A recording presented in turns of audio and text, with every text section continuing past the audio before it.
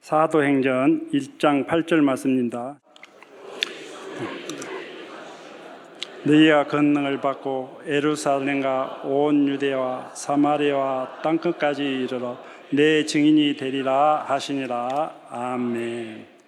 저희 장모님이 35세 나이로 월남을 하셨습니다. 항해도 장령군, 백령도 앞바다 있는 그 건너편에 있는 북한 지역에서 생활하시다가 6.25 동란 때에 35세 나이로 아이들을 데리고 피난을 내려오셨죠. 목선을 타고 제물포 항으로 해가지고 이제 부산까지 오셔가지고 부산에서 이제 생활을 하게 되었죠. 35세 나이에 피난 생활을 했으니까 그 북한의 어떤 풍속, 옛날에 기로 듣고 뭐 어머니 이야기, 호랑이 담배 피던 시절의 그런 이야기가 아니고 몸소 겪었던 이야기들, 그런 생활들, 풍속을 고스란히 가지고 내려오신 거예요. 그래서 부산에서 생활하시면서도, 피난 생활하시면서도 북한의 풍속들을 그대로 가지고 생활하셨습니다. 그 중에 대표적인 것이 이제 음식 솜씨예요. 우리 어머니, 그 장모님께서 음식을 잘 만드시는 가운데 하나가 북한식 만두가 제 머리만 합니다. 엄청 큽니다. 그리고 또 하나는 뭐냐, 빈대떡이에요. 빈대떡. 우리 수정교회의 자랑은 방앗 잎사귀에 있는 찌짐을 잘한다는 거 잘 알고 있죠. 그래서 옛날에 먹어보고 내가 활딱 놀랐는데, 이 와서 여기 이야기한다는 것은 좀 어색하긴 해도 그래도 저희 장모님 음식 솜씨를 좀 자랑을 해야 되겠습니다. 빈대떡을 참 만드는데, 그건 두 사람이 먹다가 한 사람 죽어도 소천해도 몰라요. 얼마나 맛있는지. 여러분들 우리 장모님 빈대떡 레시피를 소개해 드릴까요? 예. 그 첫 번째는 발품을 팔아가지고 국산 녹두를 사야 돼요. 국산 녹두. 두 번째는 그게 물에 팍 불려가지고 믹스기로 갈 수 있지만은 맷돌로 갈아야 돼요. 그리고 식감이 좋아. 세 번째는 김치를 였는데 멸치 젓는 그런 김치가 아니라 북한식으로 새옷 여가지고 삼삼한 김치 자박자박 썰어가지고 그걸 갖다가 그게 함께 엮는 거예요. 마지막으로 놓치지 말아야 될 것은 콩기름으로 안 굽습니다.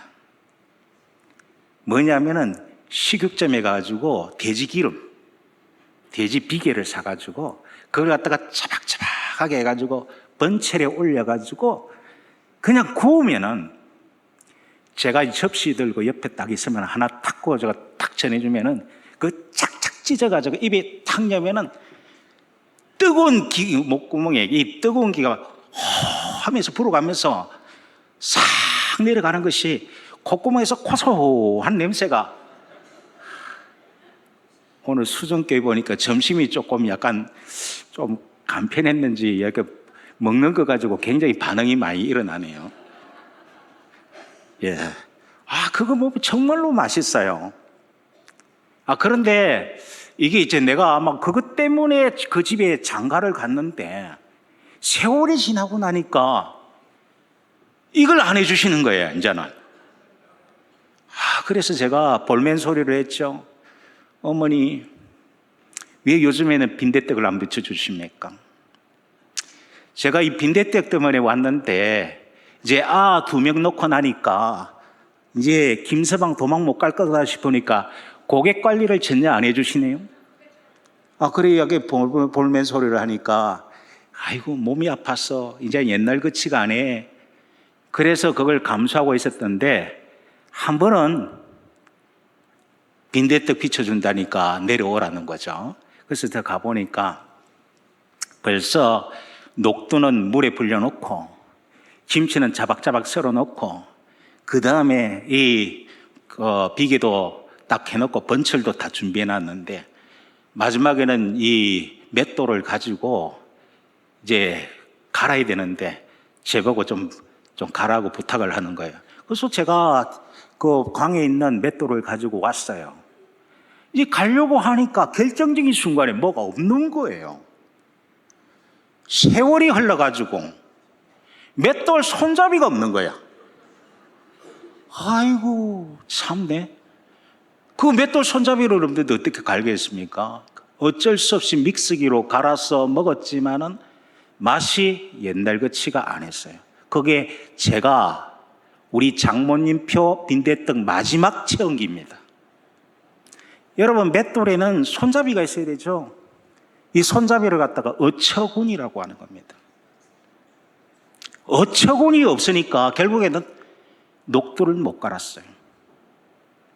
우리가 신앙인들 가운데서도 어처구니 없는 사람 많아요. 신앙생활을 해도 어처구니 없는 신앙인이 있다니까요.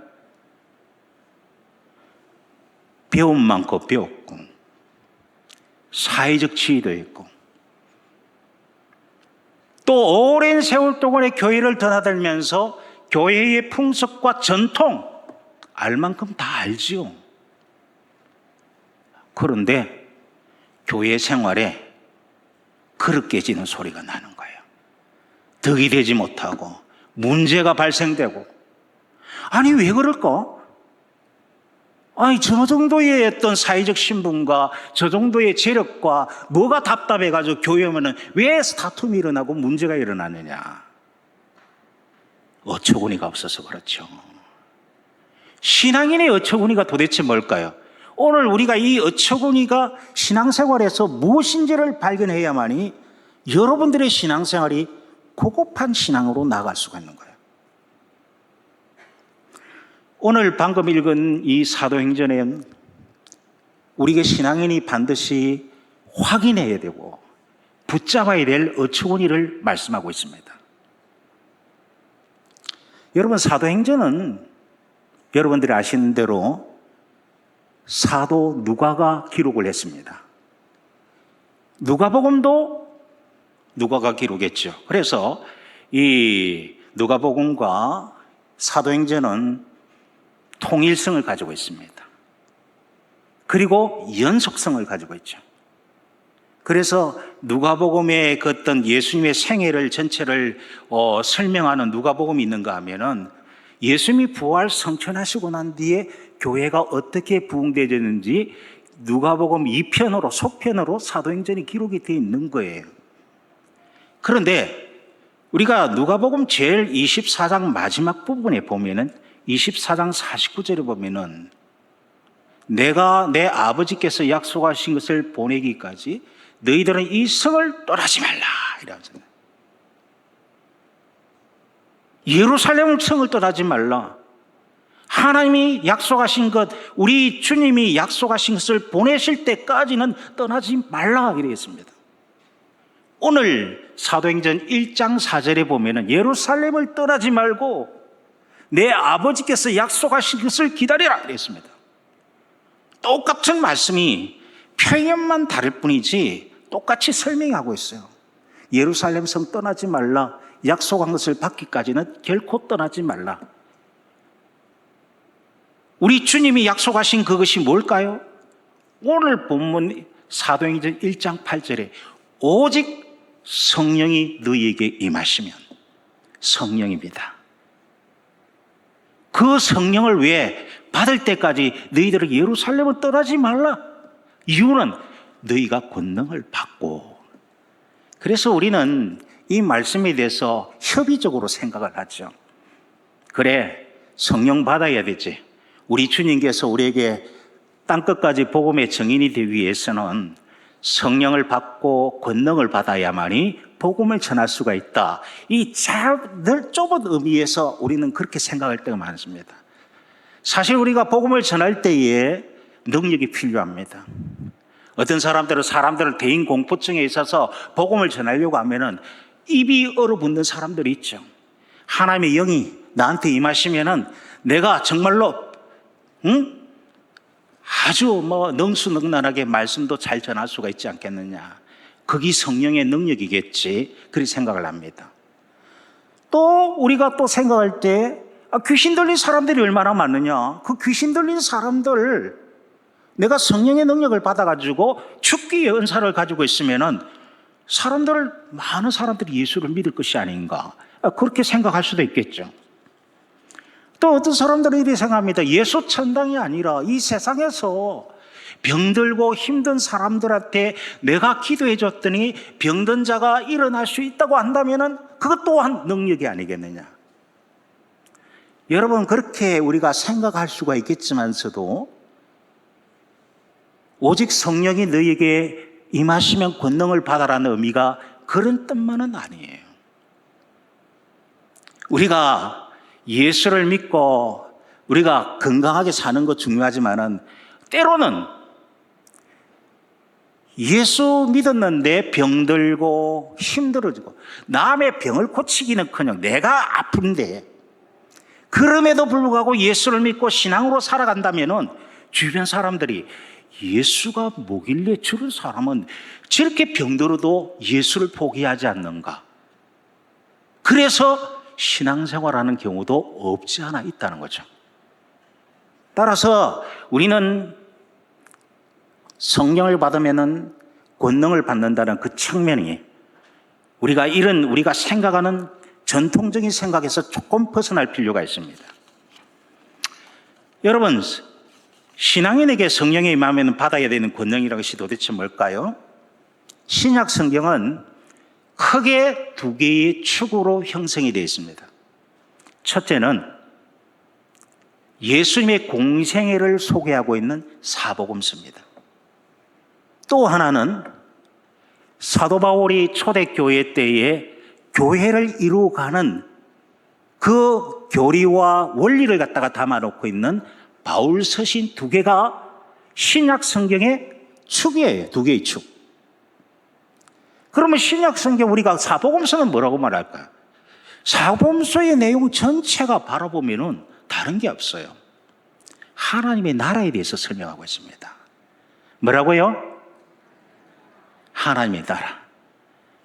예수님이 하나님의 나라에 대해서 비유도 하시고 하나님 나라에 위해서 기적도 행하셨습니다만은 예수님이 그 하나님의 나라를 완성시키기 위해서 결정적으로 하신 일이 뭐냐면은 자기 자신을 십자가에 못 박아 죽이신 거예요. 그게 예수님의 공생애 가운데 하나님의 나라를 이루기 위해서 자신을 십자가에 달아 못 박아 죽인 일, 이게 사복음서의 핵심적 가치예요. 그런데 바울 서신은 뭘까요? 여러분, 바울 서신을 읽어보면은 예수님이 행하신 기적 따위 소개하지 않습니다. 바울 서신에 보면 예수님의 비유를 설명한 적도 없습니다. 바울 서신에는 뭐라고 되어 있느냐 하면은 이런 이야기합니다. 고린도전서 2장 2절에 내가 너희 중에서 예수 그리스도와 그가 십자가에서 못 박혀 죽으신 일 외에는 내가 아무것도 전하지 않기로 작정하였노라. 다시 말하면 그 많은 바울 서신에서 사도 바울이 우리에게 강조를 하고 우리에게 피를 토하여 열매를 토하고 있는 메시지의 내용은 십자가예요. 십자가. 사복음서의 중심은 십자가입니다. 바울 서신의 중심에도 십자가입니다. 신약 성경은 예수님의 십자가를 빼놓고 설명할 길이 없어요. 예수님의 십자가를 빼놓고 해석할 길이 없다는 거죠. 그만큼 신약 성경의 중심에는 십자가가 달려있는 겁니다. 여러분, 예수님의 공생애 가운데 첫 번째 한 일이 요단강에 가가지고 세례 요한에게 세례를 받는 일이죠. 그런데 세례 요한이 오니까 세례 요한이 예수님 오셔서 세례를 받으려고 하니까 사양을 하지만은 거절하지 말고 하나님의 의를 이루라고 하면서 결국 세례를 받습니다. 그때에 그림 같은 하나의 사건이 생기죠. 하늘에서 비둘기 같은 성령이 임하시는 거예요. 그리고 하나님의 성부, 하나님의 음성이 들리는 거예요. 강에는 누가 있습니까? 성자 예수님이 계시는 거예요. 하늘에서 음성이 들립니다. 이는 내 사랑하는 아들이요 내 기뻐하는 자니라. 비둘기 같은 성령이 임하실 때 오늘 우리에게 주신 말씀이 뭐냐면은 이는 내 사랑하는 아들이요 내 기뻐하는 자니라. 이는 내 사랑하는 아들이라는 말은 예수님의 신분에 대한 확인입니다. 주님이야말로 하나님이 인정하신 아들이라는 거죠. 내 기뻐하는 자니라는 말씀이 뭘까요? 예수님이 이 세상의 공생의 가운데서 하시고자 하는 내용을 말하는 거예요. 삶의 내용이에요. 예수님이 이 세상에 오셔서 자기 하고 싶은 일을 하시는 분이 아니라 하늘에 계신 내 아버지께서 원하시는 일을 하시는, 하나님이 기뻐하시는 일을 하시는 분이라는 거죠. 그걸 성령이 임할 때에, 하늘에서 성령이 임할 때에 비둘기 같은 성령의 역사로 말미암아 예수님의 공생애가 무엇인지를 설명하고 있는 거예요. 그래서 예수님께서 겟세마네 동산에서 십자가 못 박혀 죽으실 때 죽기 전에 기도하셨잖아요. 이 잔이 할 수만 있으면 내게서 지나가게 하옵소서. 그러나 내 뜻대로 마옵시고 누구의 뜻대로? 아버지의 뜻대로 하옵소서. 이게 우리 예수님께서 이 세상에 오셔서 세례받을 때 하늘에서 음성이 내렸던 그 말씀의 성취라는 거죠. 십자가, 나를 죽여서라도 하나님의 뜻을 이루는 것, 이걸 이야기하는 거예요. 여러분, 우리가 성령 받아라는 말은 우리가 우리 예수님의 그 요단강에서 세례 받았을 때에 하늘에서 성령이 임할 때에, 비둘기 같은 성령이 임할 때에 그때 임하는 그 음성, 그래, 이제는 내가 내 하고 싶은 대로 살아가는 것이 아니라 하나님이 원하시면 내 자신을 십자가에 못 박여 죽일 수 있는 그런 마음가짐이 바로 성령을 받고 우리가 권능을 받는다는 말씀의 의미인 것입니다. 여러분, 오늘 우리가 하나님의 복음을 전하는 데 있어서 겪는 가장 큰 장애물이 뭘까요? 다름이 아니에요. 요즘에 보면은 이 복음을 전하는데도 사회적 시스템 자체가 굉장히 반대하고 시스템화되어 있어요. 복음을 못 전하도록 되어 있어요. 학교 안에서도 아이들한테 복음을 소개하면은 어떤 고발, 고소 사건이 일어날 수 있는 그런 환경입니다. 사회적으로 시스템 자체가 복음을 전하는데 굉장히 어려워요. 또 옛날만큼 우리 교우들이 복음을 전하는 데 있어서 헌금을 한다든지 혹은 또 우리가 나서서 노방전도를 한다든지 그런 일이 열정이 옛날 같지가 않아요. 그러나 가장 우리에게 복음을 전하는 데 방해하는 것은 뭐냐면은 다름이 아니에요. 아직 내 자신을 십자가에 못 박아 죽이지를 못하는 살아있는 내 자존심이 복음을 전하는 데 대해서 가장 방해되는 요소라는 거죠. 그래서 교회 생활이 힘들고 그래서 복음 전하는 데 어려움이 생기는 거죠. 여러분, 이창동 감독이 그 제작한 영화 밀양이라는 영화가 있죠.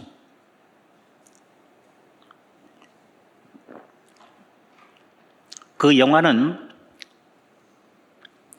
소설가 이청준 씨가 쓴 벌레 이야기를 바탕으로 해서 만든 영화입니다. 영화를 보셨습니까? 안 보셨습니까? 입국딱이네요. 입국딱. 그래서 아마 보시고도 이게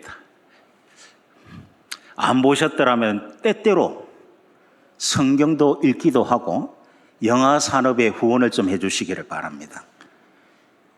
제가 그 영화를 봤는데 그 여기 보니까 전도연 씨가 주연으로 나오고 송광호 씨도 나오고 뭐 그런 내용이죠. 그 내용에 이런 이야기가 나옵니다. 준이 엄마라는 분이 남편이 교통사고 나가지고 사별을 하고 그 준이라는 아이를 하나 데리고 남편의 고향 밀양으로 낙향을 하게 되는 거죠. 그래서 조그만 이 시골 마을, 이것이 작은 도시에서 서울내기, 서울 여자 깍쟁이가 내려와가지고 있어 보니까 있어 보이고 괜찮아 보이고 여유 있게 보이니까 이게 이제 어떤 이 금전이 좀 궁한 학원장이 이제 어떤 범행의 대상으로 삼고 그 준이를 갖다가 납치를 유괴를 한 거예요. 유괴를 하고 결국에는 그 아이를 죽여버리고 말았는데 남편이 잃고 생떼 같은 자식을 잃었으니까 그야말로 넉넉한 사람이 됐죠. 완전히 뭐 사람이 탈진을 하고 미친 사람처럼 있었을 때에 그 동네에 사는 약국의 장로님께서 부부가 그 사람을 권유해가지고 예수 믿고 이제 신앙생활을 하게 되었습니다. 그래서 마음을 이렇게 가다듬을 수가 있었죠. 마음의 은혜를 받고 나니까 노방전도도 하고, 마음의 은혜를 받고 보니까 내가 이렇게 어려운 가운데서 주님이 나를 인도하셨다는 뜻에서 간증집회도 나가는 그런 열정을 가지게 됐죠. 그 하루는 자기 친구한테 이야기를 합니다. 내가 예수를 믿고 이렇게 좋은 예수를 믿게 됐는데 우리 아들을 죽인 그 학원장, 지금 옥중 생활을 하고 있는데 내가 가서 용서를 하는 것이 참 좋지 않겠는가, 그런 생각을 가지고 이제 자기가 교도소에 방문해서 그 사람들의 용서를 선언하고 오겠다고 이야기를 하니까 아스라고 그냥 용서해 주면 됐지, 가서 뭐 이야기하고 할 게 뭐가 있겠느냐. 아니야, 그 사람 죄책감으로 인해서 마음에 큰 어려움을 겪고 있을 텐데 내가 가서 용서해 줘야 되겠어. 굳이 친구의 그 어떤 재질을 뿌리치고 자기가 찾아간 거예요.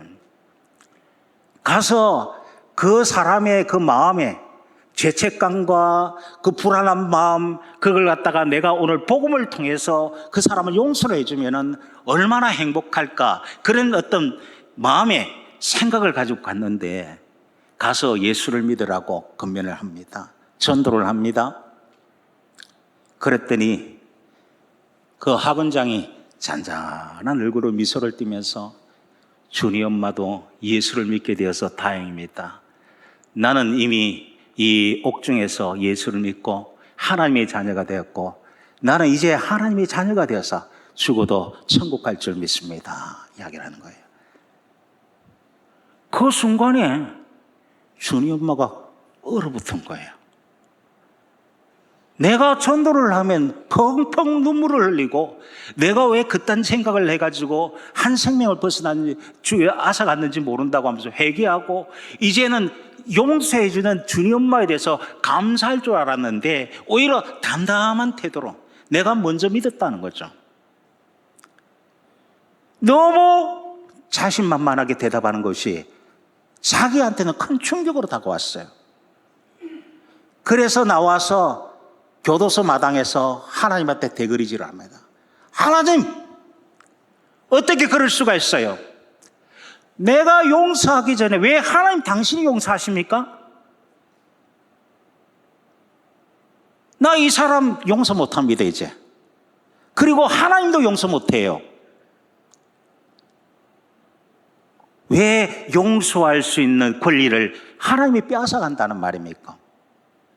그래서 그가 지금까지 오롯이 신앙으로 극복해왔던 그 신앙을 갖다가 포기한다는 암시로서 그 영화가 끝이 나는 거예요.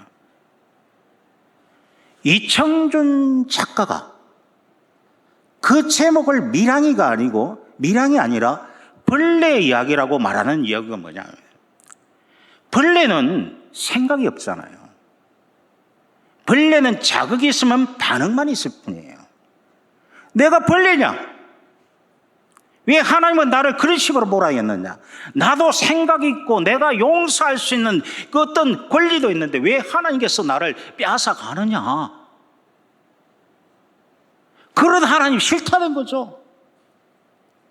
나도 내 생각이 있고 내가 결정할 권한이 있는데 왜 하나님께서 내가 결정하기 전에 왜 결정을 다 해버리고 용서하느냐 말이야. 오늘 우리들의 마음속에 이런 자존심과 이런 생각들이 오늘 우리 삶을 갖다가 우리가 황폐하게 만든다고 말씀을 드릴 수가 있죠. 여러분, 오늘 우리들이 신앙생활할 때 성령이 임하면은 그 권능을 받아 자신을 십자가에 못 박는 일은 복음의 정인으로서 우리가 전도하는 일에만 적용이 되는 것이 아닙니다. 오히려 하나님의 교회에서 직분자로 섬길 때 필요한 마음이죠. 장로가 되고 권사가 되고 집사가 됐는데도 불구하고 신앙의 연륜을 봐서 어느 누구보다도 더할 나위가 없는 그런 탄탄한 나의 위치에 있음에도 불구하고 성령이 임하여 자기 자신을 십자가에 못 박지 아니할 때는 자존심이 살아있으면 그때부터 문제가 생기는 거죠. 여러분, 김동호 목사님이 섬기는 교회에서 김 목사님이 그런 자기가 간증을 했어요. 자기가 간증을 하면서 하는 이야기가 뭐냐면 한때 참 이 IMF 시절을 만들었을 때에 자기 교회에서 노숙자들이 찾아오면 이렇게 조금씩 교통비를 주었다고 이야기를 합니다. 그래서 자기가 하루는 교육자 사무실에 앉아 있는데 노숙자 한 분이 찾아와가지고 그런 교통비를 요구할 때에 그 사모님이 나가서 교통비를 이렇게 전해주었어요. 그런데 목사님이 그 추운 겨울에 그 돈을 받고 나가는 그 노숙자에게 차 한 잔 마시고 가시라 이야기를 하니까 이 사람이 가다가 뒤를 이렇게 툭 쳐다보시는 거예요.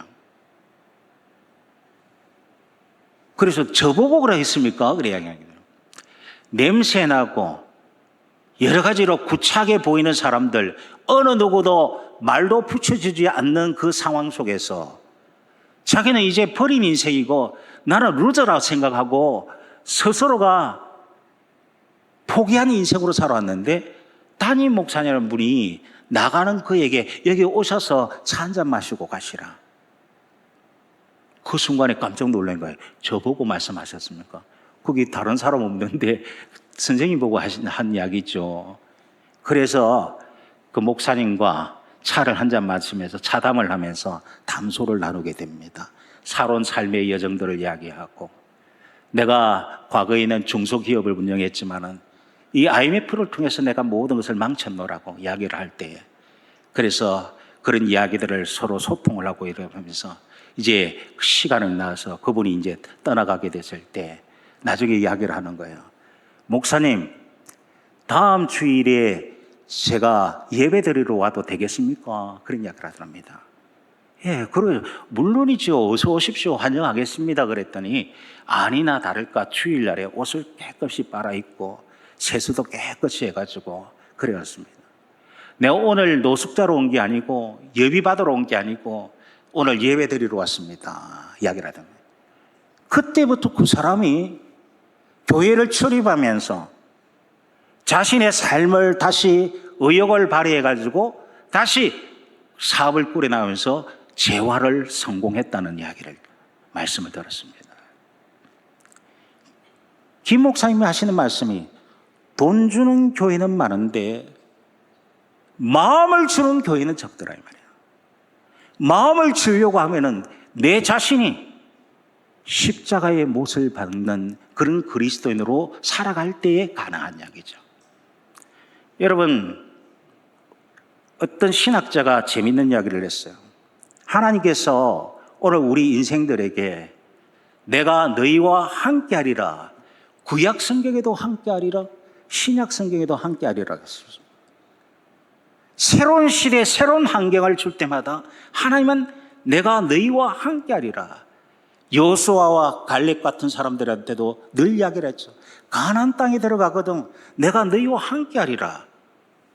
신약 시대에도 새 시대를 열고 교회 시대를 열 때에 하나님께서 세상 끝날까지, 주님께서 세상 끝날까지 내가 너희와 함께하리라 이렇게 말씀하셨습니다. 우리가 함께한다는 말을 조금 어려운 영어 단어를 빈다면 dwelling이라는 말을 씁니다. dwelling. 거주한다는 뜻이에요. 우리 주님이 우리에게 거주하신다. 그런데 구약의 dwelling은 on dwelling이라는 신학자가 말하기로 on dwelling. on dwelling은 위에서 권능으로 역사하시는 거예요. 하나님이 우리와 함께 하시면은 기적이 일어나고 뭐 이런 대적들의 세력이 물러가고 심지어 우리가 요단을 건널 때에 사방에 물이 물러나듯이 그런 역사가 일어나는 기적과 놀라운 체험들을 이야기한다는 거죠. 그런데 신약시대는 온드웰링이 아니고 인드웰링, 우리 속에 하나님이 거주하신다. 내주동행이라. 내주동행이 무엇입니까? 바로 오직 성령이 너희에게 임하시면 권능을 받고 내 자신이 십자가에 못 박아 죽일 때에 주님의 역사가 내 삶 속에 어떤 병을 고치거나 귀신을 쫓아내거나 그런 건 아니래도 내 인격이 변화되고 어떤 성품이 변화되고 하나님의 자녀로서의 삶을 살아가는 그 모습이 인드웰링이라는 거죠. 오늘 우리에게 성령이 임하시면이라는 이 말씀이 바로 인드웰링을 말씀하시는 거예요.